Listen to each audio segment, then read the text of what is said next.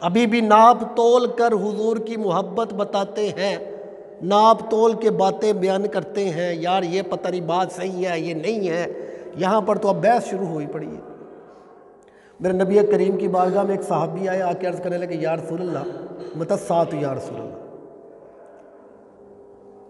ایک صحابی آئے، حضور اکرم صلی اللہ علیہ وآلہ وسلم نے فرمایا صحابہ حج جو ہے تم پر فرض کر دیا ہے، حج تم پر فرض کر دیا ہے، نماز فرض ہے، روزہ فرض ہے، زکوٰۃ فرض ہے، کلمہ فرض ہے، اور جو حج ہے نا یہ 5واں رکن تم پر فرض کر دیا ہے۔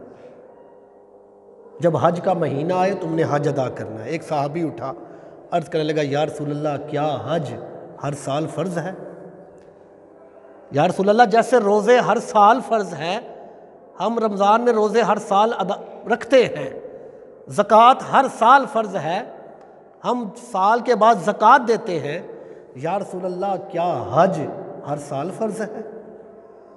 صحابہ کرام جب یہ سنا، صحابہ کرام کے باتیں تھی نا پوچھنے، یا رسول اللہ حکم فرمائے کیا حج ہر سال فرض ہے ہم پر؟ تو حضور نے کیا فرمایا صحابہ اگر میں کہہ دوں نا ہاں تو تم پر ہر سال فرض ہو جائے گا، اگر میں کہہ دوں ہاں۔ حضرت محترم دیکھیں ہمارے نبی کا مقام، یہ نہیں کہا کہ میں جبریل کو بلاتا ہوں، جبریل سے پوچھتا ہوں، رب سے پوچھ کر آتا ہے، وہ رب کی بارگاہ میں جائے گا پوچھے گا رب باری تعالیٰ کیا مسلمانوں پر حج ہر سال فرض ہے؟